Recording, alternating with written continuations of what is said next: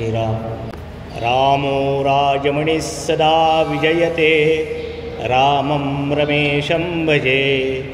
रामेणाभिहता निशाचरचमो, रामाय तस्मै नमः। जयाचा जनी जन्मनामार्थ झाला, जयाने सदा सर्वदा वासनामात केला।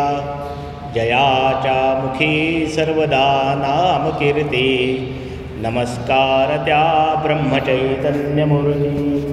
जरी जरीवनी धेनु आठवे वत्सनित्य, जननी करीत कामे बालका पाशी चित्त। तदुपरी गुरु माये दे पुराठे विप्रेम, श्री सद्गुरु रामानंद तुम्हा प्रणाम। आहे तू जननीय मदीयन कळे, अज्ञान मी लेकरू। गाली गे मज प्रेम पाखर सदा, दूरी न भोगे दरू। प्रेमे वाहत मुक्त कंठ करुणी, नाही तुझे बंधन। प्रल्हादा गुरुराजया नित तुम्हा, माझे असो वंदन।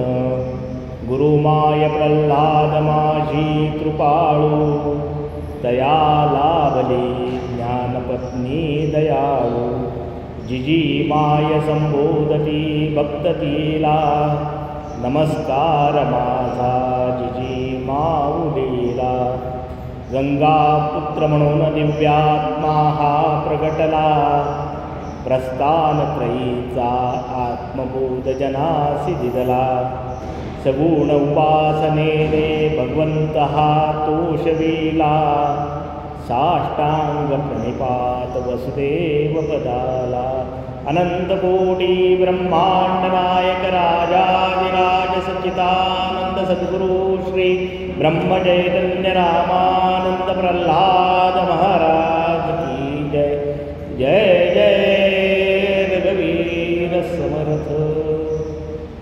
श्रोता भक्ता श्रीराम।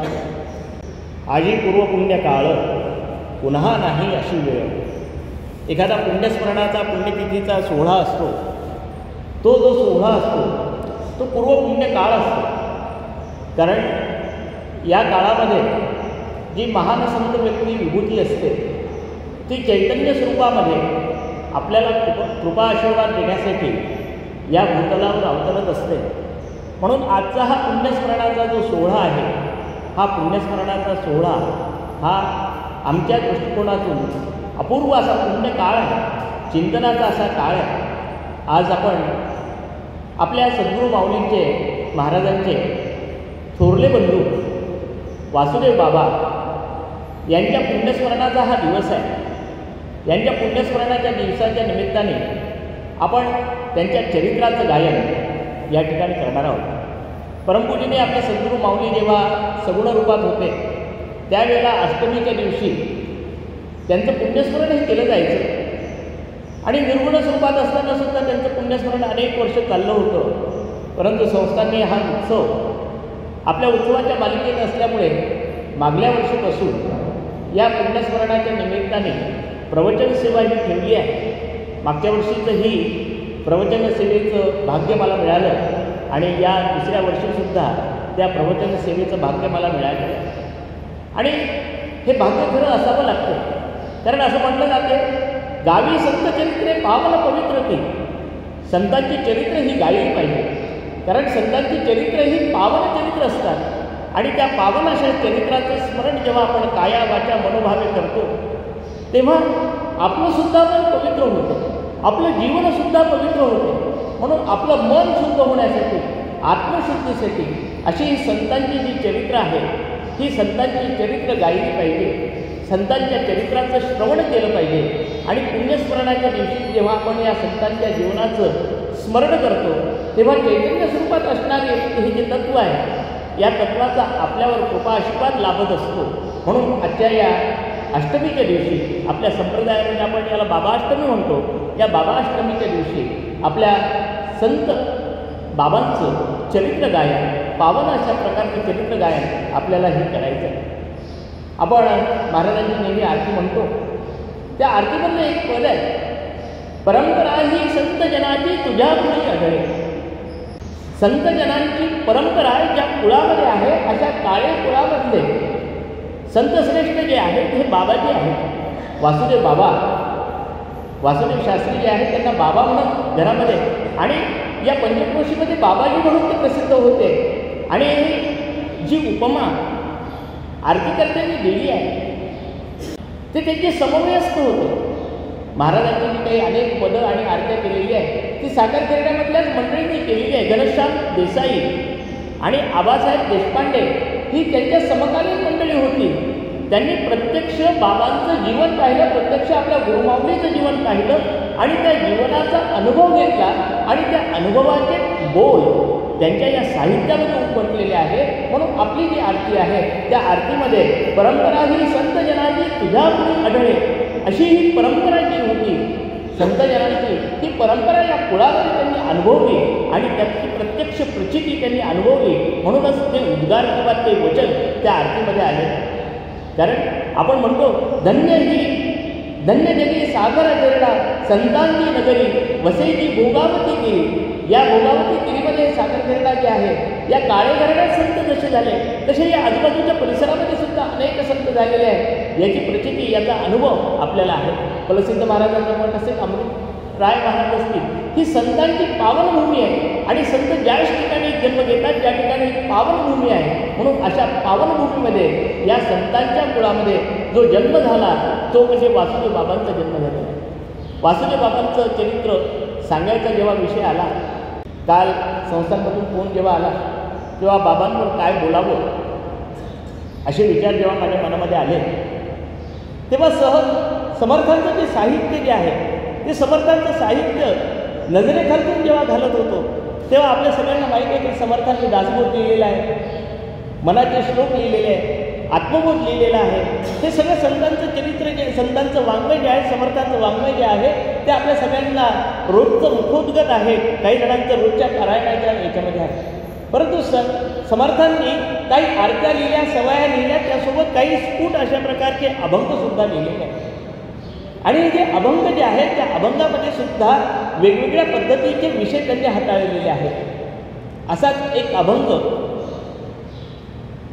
पाहता पाहता माझ्या नजरेसमोर आला आणि वासुदेव बाबांचं चरित्र त्या अभंगाला अनुसरूनच आहे. वासुदेव बाबांचं चरित्र म्हणजे तो प्रत्यक्ष अभंगच आहे अशी जाणीव माझ्या मनामध्ये निर्माण झाली. म्हणून आजच्या प्रवचन सेवेसाठी मी समर्थ रामदास स्वामींचा जो स्फुट असा अभंग आहे तो असा अभंग या प्रवचन सेवेसाठी घेतला. अभंग आहे, बोलण्यासारखे चाले जो सज्जन तेथे माझे मन विकुंतले. बोलण्यासारखे चाले जो सज्जन तेथे माझे मन विगुतले. नाही अभिमान शुद्ध ब्रह्मज्ञान तेथे माझे मन विगुतले. वृत्ती उदासीन स्वधर्म रक्षणा, वृत्ती उदासीन स्वधर्म रक्षणा तेथे माझे मन विगुतले. पूर्ण समाधान सगुण भजन तेथे माझे मन विगुतले. दास म्हणे जन भावार्थ संपन्न तेथे माझे मन विगुतले. समर्थ म्हणतात माझं मन कुठे गुंतते, माझं मन कुठे रमते. माझं मन जिथे रमते की जो बोलण्यासारखा चालतो अशा भक्ताजवळ, अशा संताजवळ, अशा व्यक्तीजवळ माझं मन गुंततं. माझं मन कुठे गुंतते, ज्याला शुद्ध ब्रह्मज्ञान आहे. पण शुद्ध ब्रह्मज्ञान असून सुद्धा ज्याच्यामध्ये अभिमानाचा लवलेश नाही, तो अतिशय विनम्र आहे आणि विनयाने जीवन जगतो, अशा व्यक्तित्वाच्या ठिकाणी माझं मन गुंतते. माझं मन कुठे गुंतते, ज्या ठिकाणी जो स्वधर्म रक्षणासाठी उदासीन वृत्तीने सतत कार्यरत असतो, असं त्याचं जीवन असते, अशा जीवनाच्या व्यक्तीमध्ये माझं मन गुंतते. माझं मन कुठे गुंतते, जो सगुण भजनामध्ये पूर्णपणे रममाण होतो, असं जीवन जगणाऱ्या जीवात्म्यामध्ये माझं मन गुंतते. आणि शेवटी म्हणतात की ज्या ठिकाणी असे भावार्थ संपन्न असे जीवन जगणारे लोक असतात, त्या ठिकाणी ज्या ठिकाणी भगवंताचं नामस्मरण सतत चालू असते, अशा ठिकाणी माझं मन गुंतते. समर्थ रामदास स्वामींनी मन कुठे गुंतवावं, मन कुठे गुंतते हे या अभंगामधून सांगितलेलं आहे. आणि आम्हाला माहीत आहे की आमच्या रामदासी संप्रदायामध्ये जे काही संत परंपरा होऊन गेलेली आहे त्यांनी प्रत्यक्ष जीवन समर्थाचं जे वाङ्मय आहे त्या समर्थाच्या वाङ्मयानुसारच जीवन जगलेलं आहे. आपण म्हणतो की आपल्या सद्गुरू माऊलींचं जीवन कसं आहे, तर जसा दासबोध आहे त्या दासबोधाप्रमाणे माऊलींचं जीवन आहे.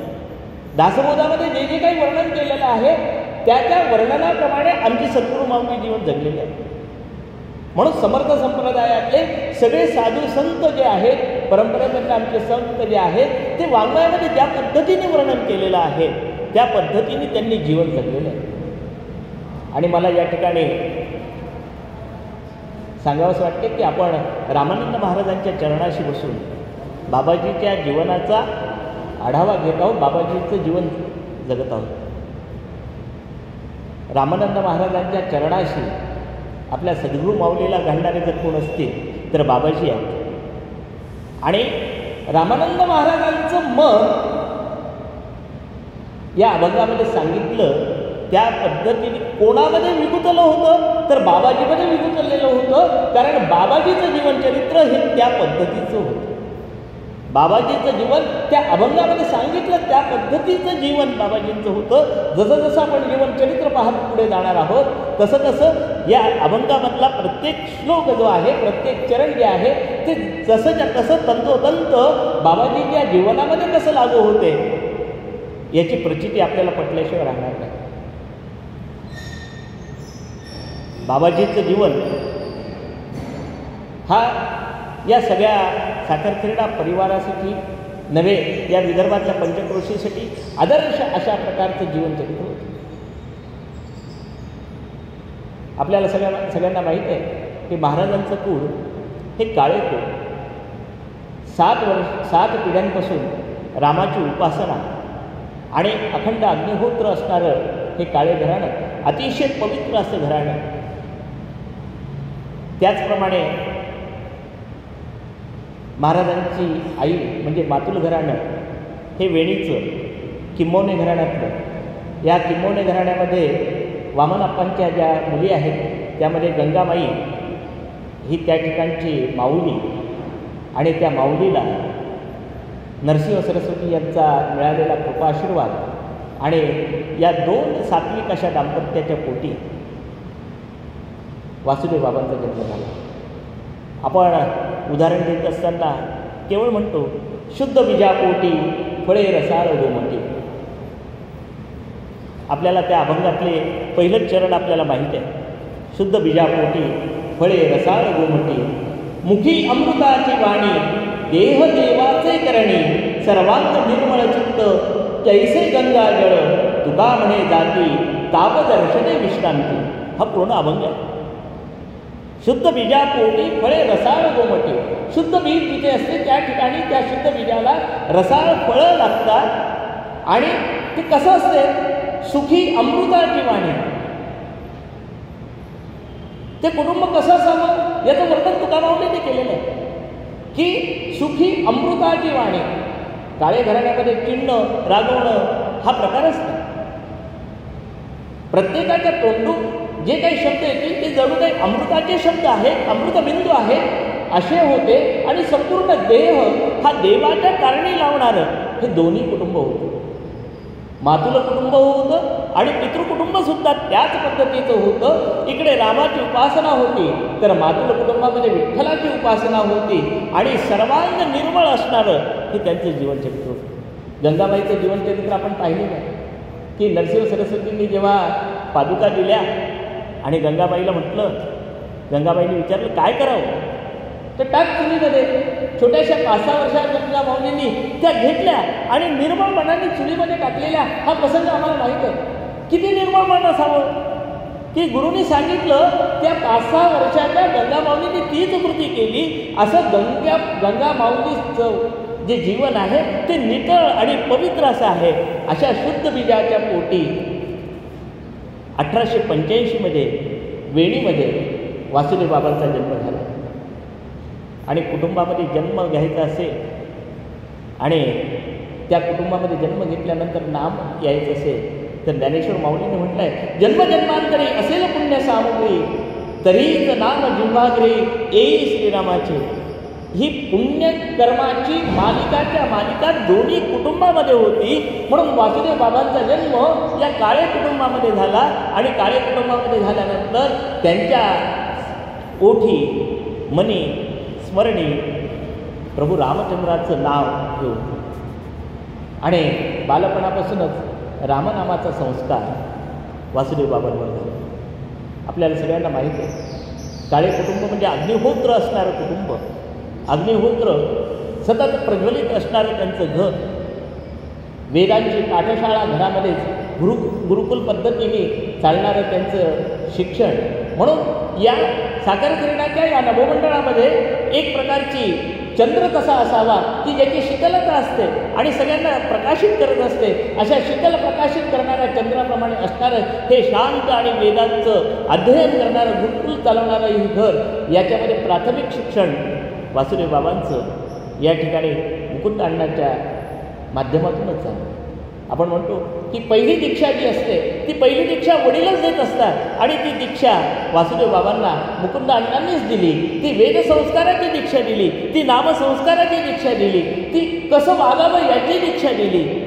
आणि मुकुंद अण्णांच्या या दीक्षा देण्याच्या याच्यामध्ये त्यांच्या शिकवणामध्ये हळूहळू हा लहानसा जो बालक आहे हा तयार व्हायला लागला. वेळेच्या नुसार पद्धतीनुसार वयाचे 8 वर्ष पूर्ण झाली आणि वासुदेव बाबांचा वृत्तबंध संस्कार हा करण्यात आला. आणि जेव्हा द्विजत्व प्राप्त होते तेव्हा गुरुकुलामध्ये जायचं, पुन्हा वेदाध्ययन करायचं आणि वेदाध्ययन करून यायचं. म्हणून मुकुंद अण्णांनी ठरवलं की बाबांना आपण वेदाध्ययनाला पाठवलं पाहिजे. आपली गुरुकुलाची परंपरा पुन्हा समर्थपणे सांभाळल्या गेली पाहिजे. म्हणून जिंतूर या ठिकाणी वेदशास्त्र संपन्न पुरुषोत्तम शास्त्री जोशी हे त्यावेळेसचं नाव अतिशय प्रख्यात अशा प्रकारचं नाव होतं. ज्ञानाची राजधानी असणारं भारतवर्षामधलं जे ठिकाण आहे काशी, या काशीमधून शिकून आलेले हे पुरुषोत्तम शास्त्री जोशी होते. त्या पुरुषोत्तम शास्त्री जोशींकडे जिंतूरला बाबाजींना पाठवायचं ठरवलं. आणि आपण पाहतो की जेव्हा चांगलं शिकायचं असते तेव्हा गावातले सगळेजणं एक दोघं एकत्र येतात आणि एका ठिकाणी शिकायला जातात. आपण आजही पाहतो की कुठे आपल्याला चांगलं शिकायचं असेल तर आपल्या गावातल्या लोकांना एकत्र करतो आपण, किंवा तू पुण्याला जा, मुंबईला जा, इथे शिक. त्या पद्धतीने आपल्याच या साखरखिरड्यातले सखाजी शास्त्री आणि वासुदेव बाबा हे दोघंही जिंतूरला पुढचं अध्ययन करायसाठी गेले. आणि सखाजी शास्त्रींचा माहीत आहे की आपल्या सद्गुरू माऊलींचे जे गुरु आहेत, वेद अध्ययन शिकवणारे, हे सखाजी शास्त्री होते. हे बाबाजीचे सह अध्यायी होते आणि दोघांचं शिक्षण जिंतूरला पुरुषोत्तम शास्त्री जोशी यांच्याकडे. निरलस वृत्तीने वेद विद्यालय चालवणारे पुरुषोत्तम शास्त्री होते. निस्पृहता जी आहे त्या निस्पृहतेचं मूर्तिमंत उदाहरण म्हणजे पुरुषोत्तम शास्त्री जोशी होते. कुठल्याही प्रकारची अपेक्षा न ठेवता माझ्या मुलांना वेद अध्ययन झालं पाहिजे, वेदाची विद्या आली पाहिजे, अशा प्रकारची निस्वार्थ वृत्तीने वेदकुल चालवणारे पुरुषोत्तम शास्त्री होते. वेळ प्रसंगी तांदूळाच्या पेजेवर राहावं लागलं तरी चालेल, पण वेदविद्या जगली पाहिजे, वेदविद्या शिकल्या गेली पाहिजे या वृत्तीने काम करणारे पुरुषोत्तम शास्त्री जोशी होते. तो संस्कार बालवयामध्येच निस्पृहतेचा, निरलसतेचा संस्कार गुरुकडनं बाबाजींवर झाला. आपला सहअध्यायी कसा असतो त्यावर मुलाचं वर्तन अवलंबून असतं. सखाजी शास्त्रीसारखा विद्वान आणि त्याला जोड गुणीनाम व्यक्ती असं म्हटलं जाते की गुणवान जो असतो तो गुणवान दुसऱ्या गुणवानाचीच प्रशंसा करतो किंवा त्याच्याशीच मित्रत्व, सख्यत्व ठेवतो. हे आम्हाला सखाजी शास्त्री आणि वासुदेव बाबांच्या जोडीवरून लक्षात येते. आणि दोघांनी त्या ठिकाणी एकपाठी असणारे हे दोघंही वेदविद्या त्यांनी शिकली. त्यावेळेसच्या शिक्षण प्रणालीप्रमाणे प्रस्थानत्रयीचा अभ्यास हा महत्त्वाचा होता. त्याच्यानंतर अलंकारशास्त्राचा अभ्यास महत्त्वाचा होता. आणि या दोघांनीही प्रस्थानत्रयीचा आणि अलंकारशास्त्राचा अभ्यास त्या ठिकाणी केलेला आहे. साधारण असं म्हटलं जाते, प्रस्थानत्रयीचा अभ्यास कशासाठी करायचा? प्रस्थानत्रयीच्या अभ्यासामध्ये उपनिषदांचा अभ्यास करावा लागतो, भगवद्गीतेचा अभ्यास करावा लागतो आणि सोबत जे ब्रह्मसूत्र आहे त्या ब्रह्मसूत्राचा अभ्यास करावा लागतो. या 3 गोष्टींचा अभ्यास करणं याला म्हणतात प्रस्थानत्रयीचा अभ्यास करणं. जर साध्या सोप्या भाषेमध्ये जर आपण पाहिलं तर या त्रयीचा अभ्यास कशाला करायचा? तर प्रस्थानासाठी करायचा. प्रस्थान म्हणजे काय? प्रस्थान म्हणजे निघणे, एका ठिकाणाहून दुसऱ्या ठिकाणी जाणे, याला मी काय म्हणतो? प्रस्थान असं म्हणतो. हे प्रस्थान कोणतं? ज्याला जीवनाचा अर्थ कळतो तोच या प्रस्थानाचा अर्थ लावू शकतो. कारण वेदांपासून तयार झालेले आमची ही जी तत्व आहे, आमच्या संस्कृतीची तत्व जी आहे ती शिष्यांना समजावून सांगण्यासाठी उपनिषदं आली. या उपनिषदांमध्ये तत्वचिंतन आहे. या उपनिषदा ही श्रुती प्रधान आहे की आम्ही जीवनामध्ये आलो कशासाठी, आमच्या जीवनाचं कर्तव्य काय आणि आम्हाला जीवनाच्या शेवटी कुठपर्यंत जायचं, त्याच्यासाठी प्रस्थान कसं करायचं, याचं तात्विक विवेचन यामध्ये सांगितलेलं आहे. पशुत्व धर्माकडनं मानव धर्माकडे जाणं, देहबुद्धीकडनं देवबुद्धीकडे जाणं, द्वंद्वाकडनं द्वंद्वातीताकडे जाणं, अपूर्णत्वाकडनं पूर्णत्वाकडे जाणं, याला म्हणतात प्रस्थान. हे जे प्रस्थान आहे हे प्रस्थानाचं तत्वविवेचन हे उपनिषदामध्ये केलेलं आहे. आणि त्याचा जीवनाशी संबंध कसा जोडायचा याची सूत्र जी आहे ती भगवद्गीतेमध्ये सांगितलेलं आहे. मग द्वंद्वाकडनं द्वंद्वातीताकडे जाणं, देहबुद्धीकडनं देवबुद्धीकडे जायचं असेल तर कसं जावं याचं उत्तर प्रत्यक्ष भगवंतानीच दिलेलं आहे. भगवंतानी भगवद्गीतेमध्ये जे तत्वज्ञान सांगितलेलं आहे की कशा पद्धतीने जीवन जगावं, त्यातला 12वा अध्याय आठवून पहा, तो भक्तियोगाचा अध्याय आहे. त्या भक्तियोगाच्या अध्यायामध्ये भगवंत पहिल्यांदाच म्हणतात, मय्यावेश मनो ये माम नित्ययुक्ता उपासते श्रद्धया परयोपेता स्तेमे युक्त तमामतः.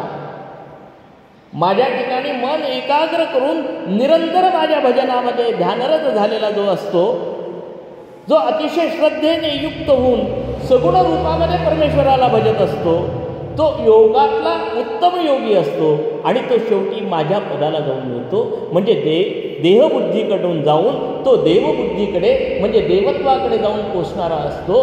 त्याची समर्पणाची भावना ही त्या पद्धतीची असावी. तो भक्तियोग परमेश्वराने सांगितला. म्हणून भगवत भजन कसं करावं, भगवत चिंतन कसं करावं याचं सूत्र शिकण्याचं काम पुरुषोत्तम महाराज जोशी यांच्याकडे वासुदेव बाबांनी केलं. आणि असं म्हणतात, महाभारतामध्ये सुंदर उदाहरण आहे. कौरव आणि पांडवांना जेव्हा द्रोणाचार्य ऋषी शिकवत होते तेव्हा द्रोणाचार्यांनी एक पाठ दिला होता, सत्यम वद धर्मंचर. सांगितलं सगळ्यांना तुम्ही पाठ करून या. सगळ्यांनी तो पाठ करून आला. दुसऱ्या दिवशी द्रोणाचार्यांनी विचारलं, कोणी कोणी पाठ केला हो? सगळ्यांनी सांगितलं, मी पाठ केला, मी पाठ केला, मी पाठ केला.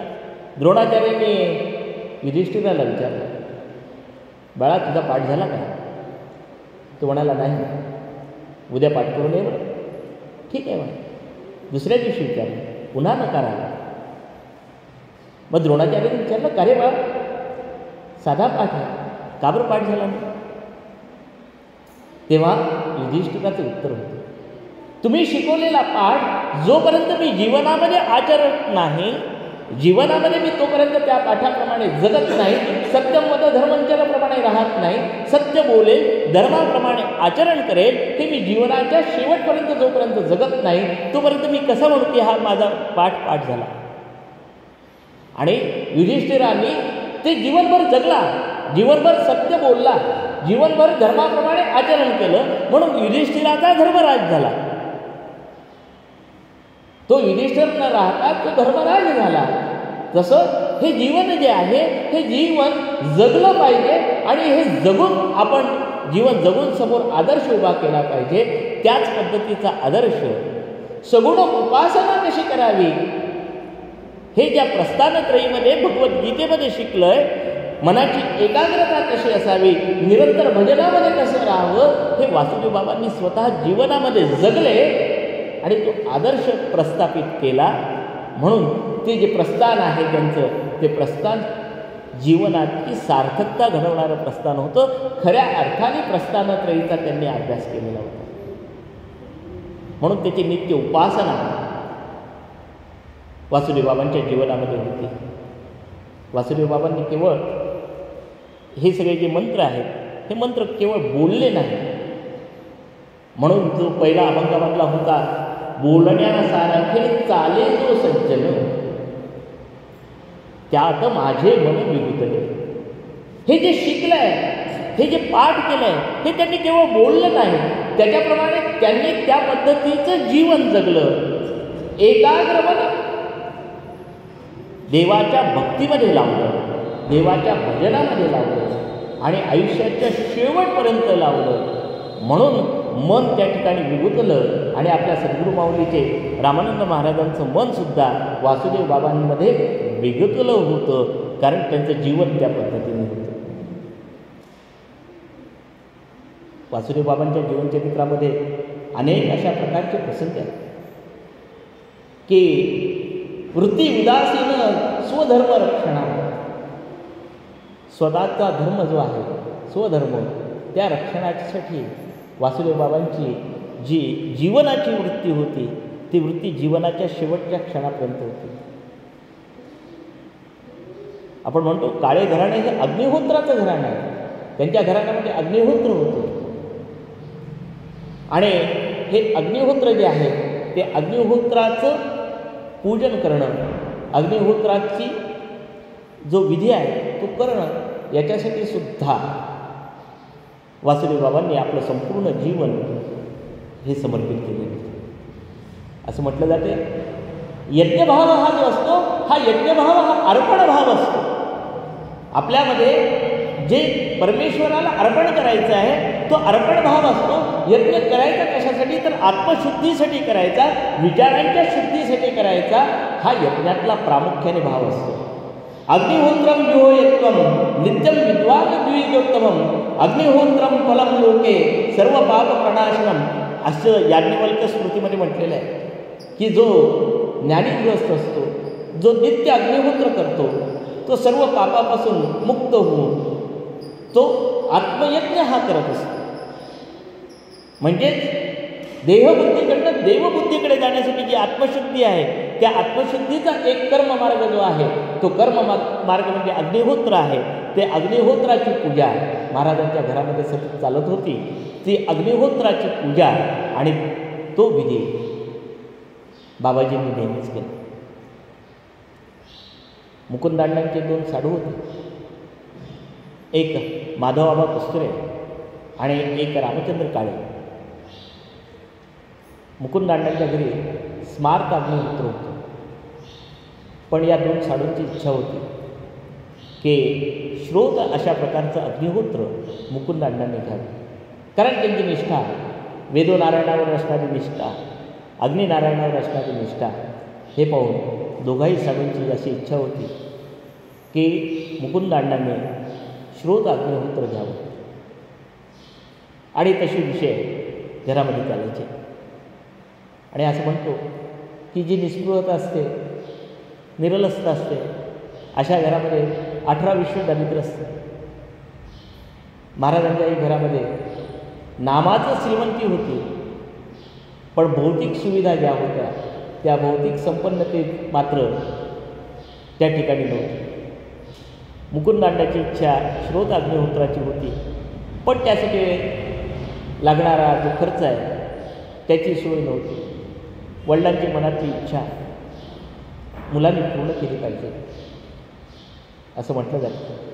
वासुदेव बाबा यांच्या मनामध्ये आलं की आपले दोन्हीही काका आपल्या वडिलांना आग्रह करतात आहे श्रोत अग्निहोत्र घ्यावं, की जे अग्निहोत्र जे आहे त्याचा वेद विधी जो आहे तो थोडासा स्मार्त अग्निहोत्रापेक्षा थोडासा वेगळा आहे, की विधीपूर्वक यज्ञकर्म करावे लागतात, वैदिक मंत्र असतात, त्याचे वेगवेगळ्या प्रकारचे कुंड असतात. त्याच्यामध्ये गार्हपत्य, आह्वनीय आणि दक्षिणाग्नी हे 3 अग्नी ठेवले जातात.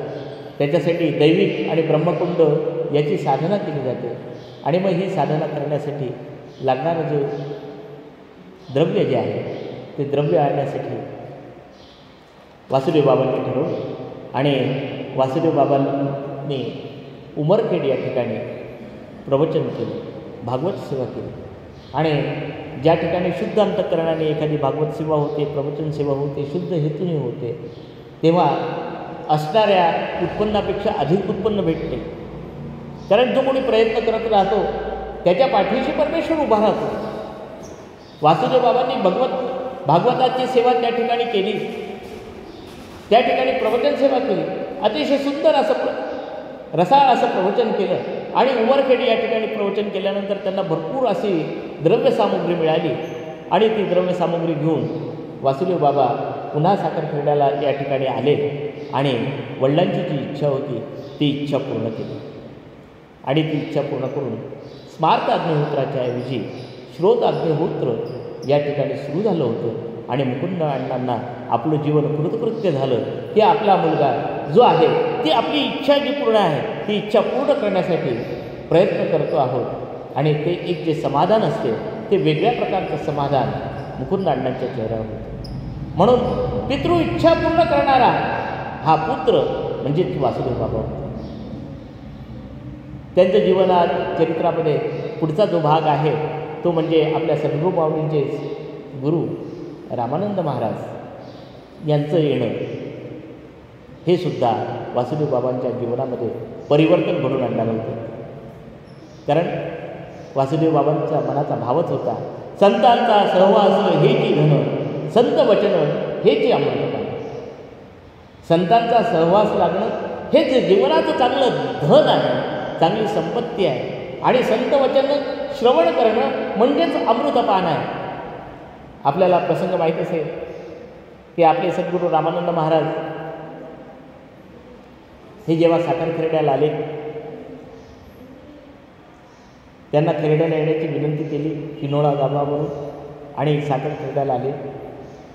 तेव्हा राममंदिरामध्ये उतरल्यानंतर महाराजांच्या घरी आले आणि समर्थ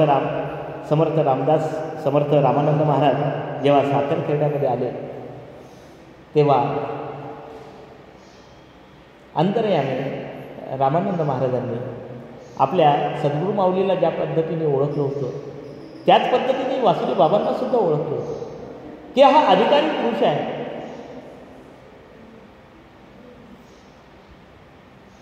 हा अध्यात्मामध्ये अतिशय उंची गाठलेला पुरुष आहे. आणि याच्याकडनंच आपल्याला आपले भगतजी, आपले प्रल्हाद माऊली हे भेटणार आहे.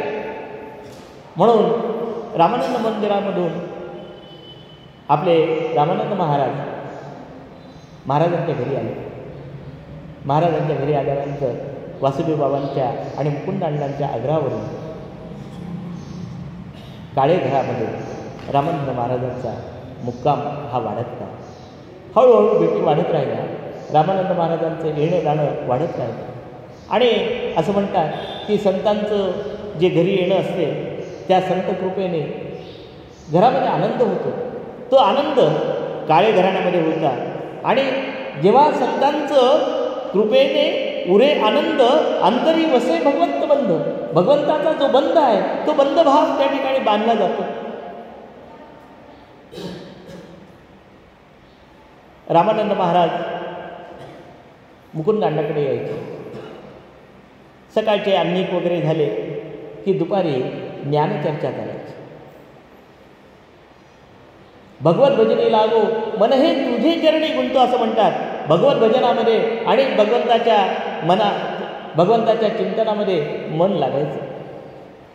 त्यावेळेला असणारे सकाळजी शास्त्री, अण्णाजी माई, वासुदेव बाबा ही सगळी विद्वान मंडळी या साखरखेड्यामधली होती.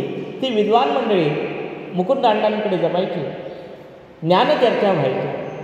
आणि ज्ञानचर्चा होऊन त्या ज्ञानचर्चेमधून भगवंताची भक्ती कशी करावी, भगवंताचं नामस्मरण कसं करावं या देहबुद्धीकडून देवबुद्धीकडे कसं जावं, त्याचे मार्ग कसे असावे, अशा प्रकारच्या चर्चा व्हायच्या. जे काही आध्यात्मिक जी भूक आहे, आध्यात्मिक जी तहान आहे, ती तहान भागवल्या जायची. विद्वान जे असतात ते विद्वान जीवनाची इती कर्तव्यता कशी आहे याची चर्चा करतात. सामान्य माणसं, हा माणूस कसा आहे, तो माणूस कसा आहे, याची चर्चा करतात. जीवनाची इती कर्तव्यता कशी आहे याच्या चर्चा व्हायच्या. जीवन जगायचं कसं याच्या चर्चा व्हायच्या.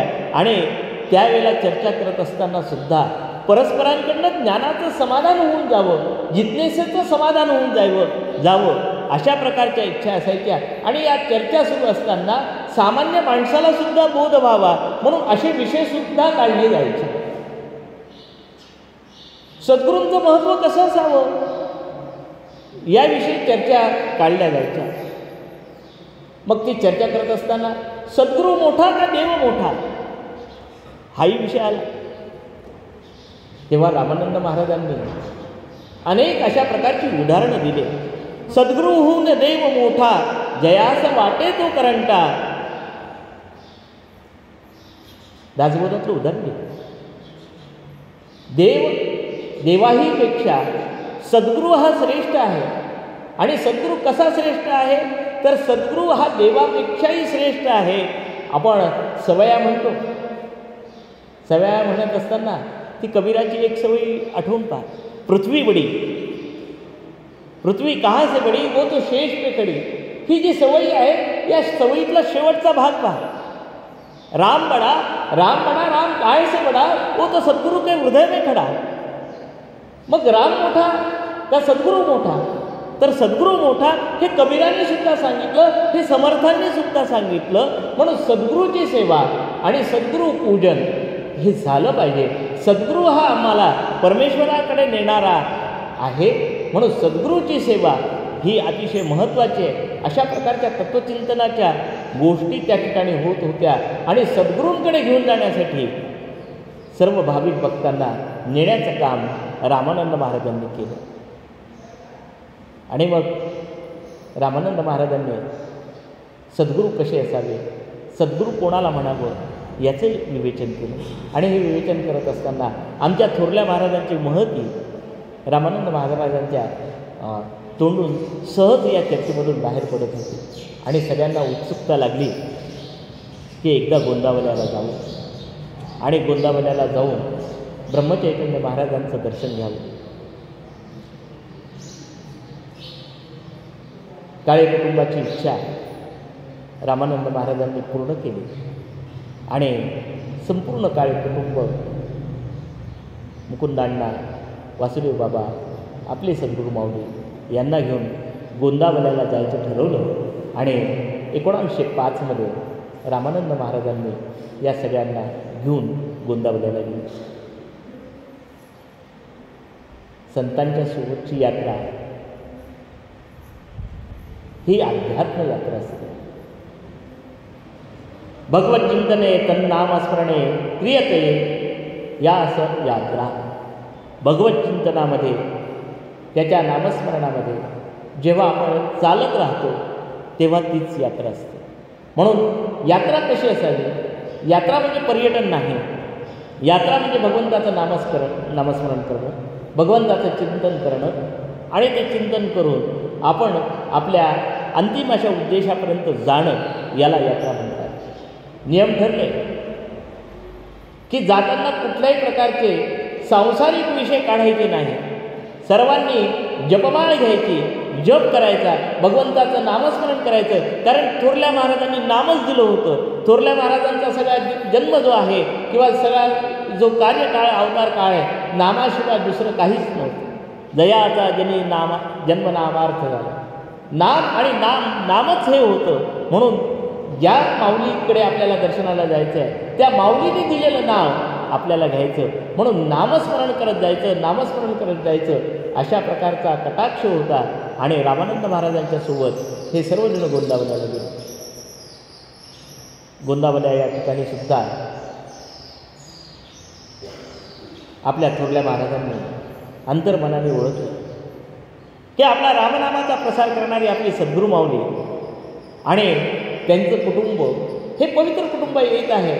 त्यांना अतिशय आनंद झाला आणि त्यांनी त्यांची राहायची व्यवस्था विठ्ठलाच्या मंदिरामध्ये केली.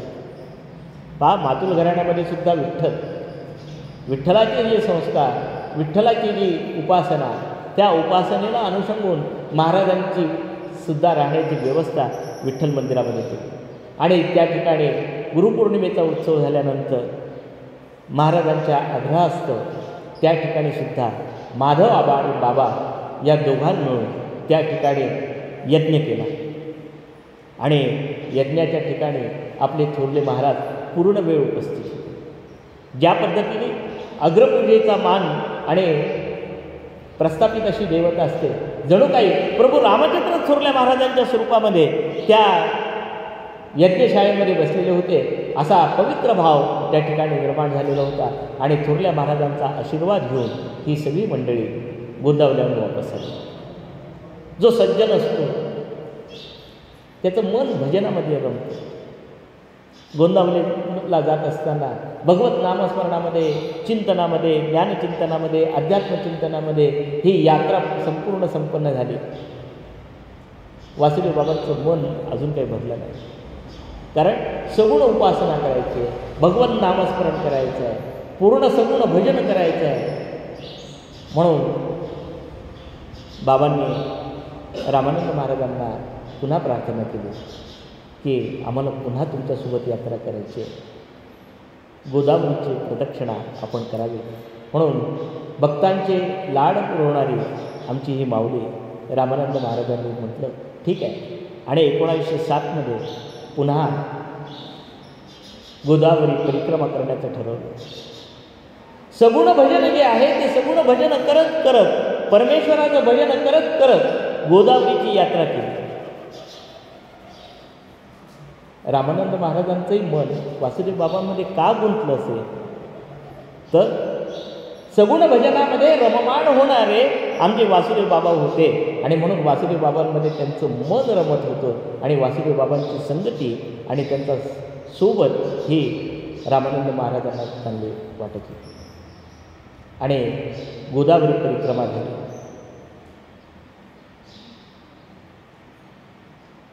पुन्हा परमेश्वराचं नामस्मरण, परमेश्वराचं चिंतन असं करत गोदावरीची प्रदक्षिणा ही पूर्ण झाली.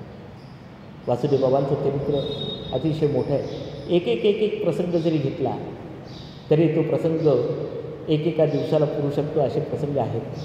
पण आपण त्याचा धावता उल्लेख करत करत आपण पुढे चाललो आहे. मेहकरचं शारंगधर बालाजी मंदिर, त्या शारंगधर बालाजी मंदिरामध्ये बालाजीची मूर्ती सापडली. मूर्तीची स्थापना इंग्रजांनी नेऊ नये म्हणून त्या ठिकाणी केली होती. विधीपूर्वक स्थापना झाली नसल्यामुळे देवत्व प्राप्त होणार नाही अशा प्रकारची शंका त्यावेळेला होती. म्हणून 1913मध्ये पुन्हा प्राणप्रतिष्ठा त्याची शास्त्रोक्त पद्धतीने बाबाजींच्याच हाताने चालली. आणि बाबाजींनी त्या ठिकाणी 4 वर्ष पुन्हा बालाजीची सेवा केलेली दिसून येते. भगवंत आणि भक्त यातलं नातं कसं असावं, भगवंताने बोलावं, आपल्याशी शब्दविण संवादू अशी अवस्था कशी असावी, की भगवंत आपल्याशी संवाद साधत आहेत अशी अवस्था कशी असावी, ती बाबाजीची पूजा झाल्यानंतर येणाऱ्या भक्तांना अनुभवता येत होती. अतिशय सुंदर अशी पूजा. आणि प्रत्यक्ष बालाजी बोलतोय की काय, आपल्याशी संवाद साधतोय की काय, अशा प्रकारची पूजा अर्चना, तिथले सगळ्या प्रकारची साधना पद्धती ही त्या ठिकाणी बाबाजींनी लावून ठेवली. बाबाजींच्या जीवनामधला 1915मधला अजून एक प्रसंग जो आहे तो म्हणजे बाबाजींच्या जीवनामधला अतिशय मोठा प्रसंग. 1915मध्ये लोणार येथे मुकुंद अण्णांचे जे साधू आहेत रामचंद्रदादा काळे यांच्याकडे आणि काळे घराण्यामध्ये एक अनुपम असा विवाह सोहळा झाला. 2 साधू, मुकुंद अण्णा आणि त्यांचे साधू काळे, हे 2 कुटुंब यांच्यामध्ये 1915मध्ये राधाकृष्णाचा विवाह सोहळा हा प्रसिद्ध असा विवाह सोहळा होता. वासुदेव बाबा यांचे जे गुरु होते, हे गुरु वामनप्पा म्हणजे आपले आईचे वडील आजोबा यांनाच त्यांनी गुरु केलं होतं. आणि वामनप्पांचे जी उपासना होती ती कृष्णाची उपासना होती. वामनप्पा हे श्रीकृष्ण उपासक होते आणि म्हणून श्रीकृष्ण आणि राधा यांचा विवाह सोहळा करावा असा विचार झाला आणि वधूपक्षाची जबाबदारी रामचंद्रदादा काळे यांनी घेतली आणि वरपक्षाची जबाबदारी ही मुकुंदांनाकडे म्हणजे वासुदेव बाबांकडे होती. न भूतो न भविष्यती असा तो विवाह सोहळा झाला होता. आपण कल्पना करा, हा विवाह सोहळा जो आहे हा विवाह सोहळा 16 दिवस चालला. या विवाह सोहळ्यासाठी वरपक्ष म्हणून मुकुंद अण्णाकडनं वासुदेव बाबांनी 50 गाड्याचं वऱ्हाड नेलेलं होतं, पूर्णपणे सजवलेल्या गाड्या. एकेका गाडीमध्ये 5-5 जरी धरले तरी 200चं वऱ्हाड हे साखर खर्ड्यापासून निघालं.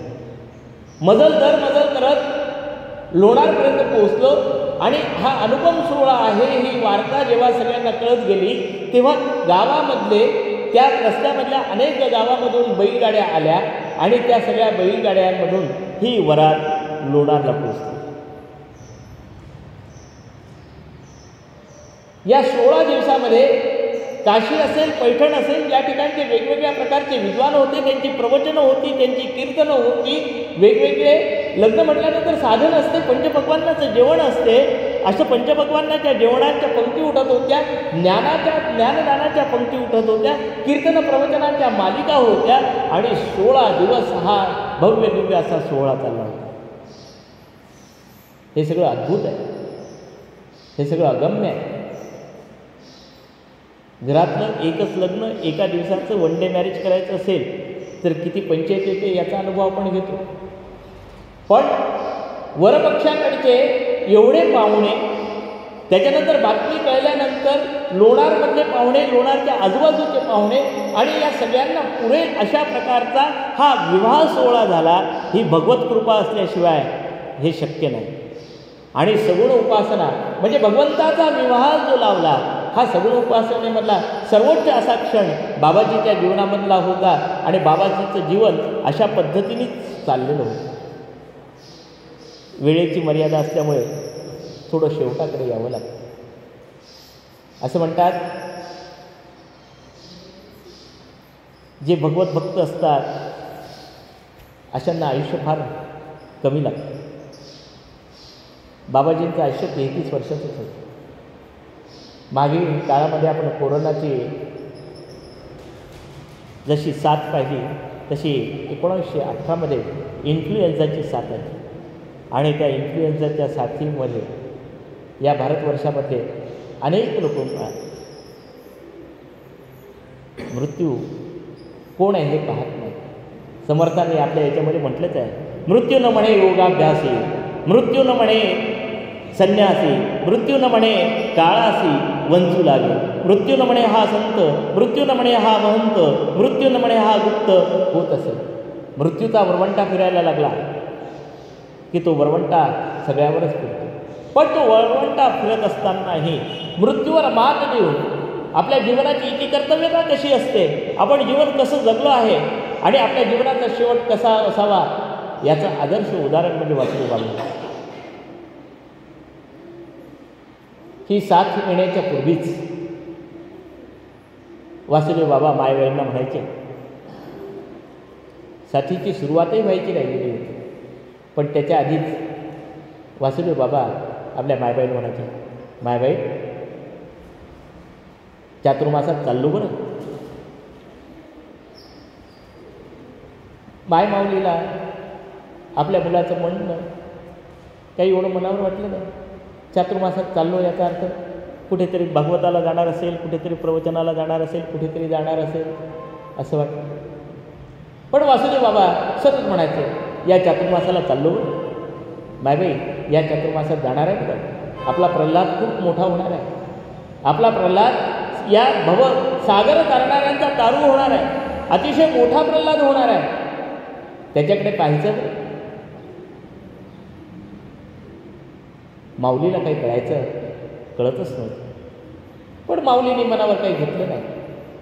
असं करता करता कोजागिरी आली आणि कोजागिरीच्या वेळेला वासुदेव बाबांनी आपले जे सोबती होते, सकाजी शास्त्री असतील, अण्णाजी माई असतील, कृष्णाकडे जायचं आहे, भगवंताकडे जायचं आहे, 8च दिवस राहिले आहे.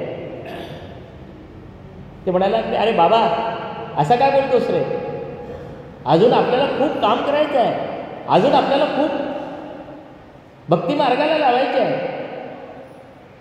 तेव्हा बाबाजी म्हणायचे, प्रल्हाद आहे, प्रल्हाद सगळ्यांना घेऊन घालणार आहे, प्रल्हादाच्या कृपा प्रसादाने सगळं व्यवस्थित होणार आहे, प्रल्हादाला तुमच्या हाती देतोय, असं बाबाजी सांगायचे.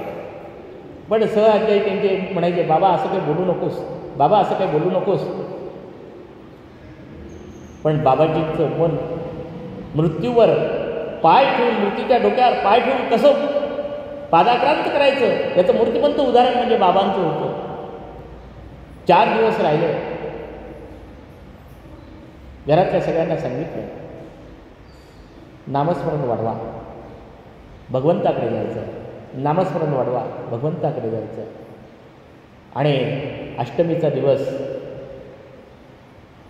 त्या दिवशी बाबाजींनी अतिशय निग्रहाने घरातल्या सगळ्यांना बोलवून घेतलं. आज भगवंताच्या चरणी लीन व्हायचं आहे, भगवंताला सामोरं जात असताना आनंदाने सामोरं जायचं आहे, भगवंताला सामोरं जात असताना भगवंताचं नामस्मरण करत जायचं आहे. भगवंताचं नामस्मरण करता करता इहलोकीची यात्रा संपवायची आहे. म्हणून मी सांगतो त्या पद्धतीने करा. माय माऊलीला तर अतिशय दुःख वाटलं, अरे तू काय बोलतोस आहे, असं नाही आहे. मायबाई तुला सांगितलं आहे की प्रल्हाद हा भवदुःख हरणारा ठरणार आहे, हा तारक ठरणार आहे. त्याच्यामुळे त्याच्याकडे लक्ष द्या, त्याच्या अनुषंगाने वागा. रामानंद महाराजांच्या चरणामध्ये आपण त्याला घातलेलं आहे, सगळं मंगल होणार आहे, काळजी करू नका. आता फक्त मी सांगतो त्या पद्धतीने करा. सकाळी नैवेद्य वगैरे झाला आणि वासुदेव बाबांनी आपली धर्मपत्नी नानींना सांगितलं, मायबाईला सांगितलं, ओसरी गाईच्या शेणाने सारवून घ्या. गाईच्या शेणाने ओसरी सारावायला लागली. पहा किती प्रसंग असेल. आपल्या गुरुमाऊलींना दर्भ अंथरायला सांगितला, त्यावर पांढरी घोंगडी टाकायला सांगितली आणि सगळ्यांकडनं वचन घेतलं, कोणीही रडणार नाही, भगवंताचं नामस्मरण सगळ्यांनी करायचं आहे. रघुपती राघव राजाराम पतित पावन सीताराम रामकृष्ण हरी असा जप सगळ्यांचा सुरू झाला. आणि वासुदेव बाबा ती शेणाने सारवलेली जमीन, त्यावर अंथरलेलं दर्भ, त्यावर अंथरलेली पांढरी घोंगडी आणि सिद्ध पद्मासनामध्ये त्या ठिकाणी बसले. आणि सिद्ध पद्मासनामध्ये बसून वासुदेव बाबांचं नामस्मरण सुरू होतं. आणि नामस्मरण सुरू असता असताच वासुदेव बाबांनी दीर्घ असा ओंकाराचा स्वरूप घेतला आणि रामकृष्ण हरी म्हणून आपला प्राण त्या ठिकाणी सोडला. आणि हा वासुदेव वसुदेवाच्या ठिकाणी विलीन झाला. ज्याला आपलं मरण केव्हा आहे, कसं आहे आणि भगवत चिंतनामध्ये त्यांनी आपलं जीवन संपवलं, हे कोणाला प्राप्त होऊ शकते? जो जीवनातला अधिकारी पुरुष असतो, ज्याचं जीवन भजनामध्ये रमलेलं असते, ज्याचं जीवन नामस्मरणामध्ये रमलेलं असतो, जो भगवंताशी एकरूप झालेला असतो, अशाच माणसाच्या जीवनामध्ये असे प्रसंग येतात. अंतकालेच मामेव स्मरेन मुक्त कलेवर, असं भगवद्गीतेवरून म्हटलेलं आहे की अंतकाळामध्ये ज्याच्या जिभेवर माझं नाव असते तो माझ्याशी एकरूप होतो, तद्रूप होतो. ती भगवद्गीता, ज्याला प्रस्थानत्रयीमध्ये आपण म्हटलेलं की ज्यांनी प्रस्थान त्या पद्धतीने केलं, त्या प्रस्थानत्रयीमध्ये त्या पद्धतीने तो जीवन जगला आणि भगवत नामस्मरणामध्ये सगुण भक्तीमध्ये त्याने आपलं संपूर्ण जीवन व्यतीत केलं अशा पुण्यात्म्याचं स्मरण आपल्याला करणं, त्यांच्या जीवनामधून आम्हाला नसेल आम्ही त्यांच्या एवढं होऊ शकत, पण भगवंताच्या नामस्मरणाची रोज आम्हाला स्मरण व्हावं, भगवंताचं नामस्मरण चिंतन आमच्या जीवनामध्ये व्हावं, हाच भाव आपण जर घेतला तरी त्यांचा कृपाशीर्वाद आपल्याला जीवनामध्ये लाभेल ही निश्चित अशा प्रकारची आहे. आम्ही सद्गुरू माऊलीजवळ एवढंच मागू की बाबांच्या जीवनामधून त्यांनी केलेली जी सगुण भक्ती जी आहे ती सगुण भक्ती आमच्याही जीवनामध्ये यावी आणि सगुण भक्तीतून निर्गुणाकडे जाण्याची बुद्धी आमच्या मनामध्ये उत्पन्न व्हावी. आणि त्याचं साधन जर कोणतं असेल तर ते भगवत चिंतन आहे, त्याचं साधन जर कोणतं असेल तर ते नामस्मरण आहे. आपण महाराजांच्या चरणी एवढीच विनंती करू की ते नामस्मरण, ती नामसाधना आमच्याकडनं नित्य निरंतर तुम्हीच करून घ्यावी, कारण नामस्मरण हे करणं ही सद्गुरूचीच कृपा आहे.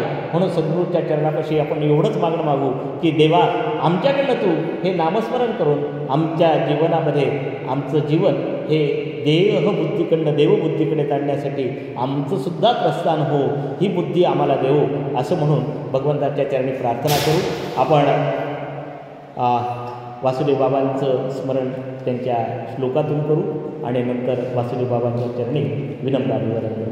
गंगापुत्र म्हणून दिव्यात्मा हा प्रगटला, प्रस्थानत्रयीचा आत्मबोध जनासी दिदला, सगुण उपासनेने भगवंत तोषविला, साष्टांग प्रणिपात वासुदेव पदाला, राधा कृष्ण अनुपम विवाह सोहळा जनासी दाविला, भगवत कथामृत रसपान सोहळा जनी अनुभवला, अग्नी नारायण सदैव प्रसन्न तव कुळाला, साष्टांग प्रणिपात वसुदेव पदाला, शुद्ध भक्तीचा मार्ग आम्हासी दाविला, सद्गुरु पदासी श्री प्रल्हाद सोपविला, कराष्टमीला वासुदेवी वसुदेव निमाला, साष्टांग प्रणिपात वासुदेव पदाला.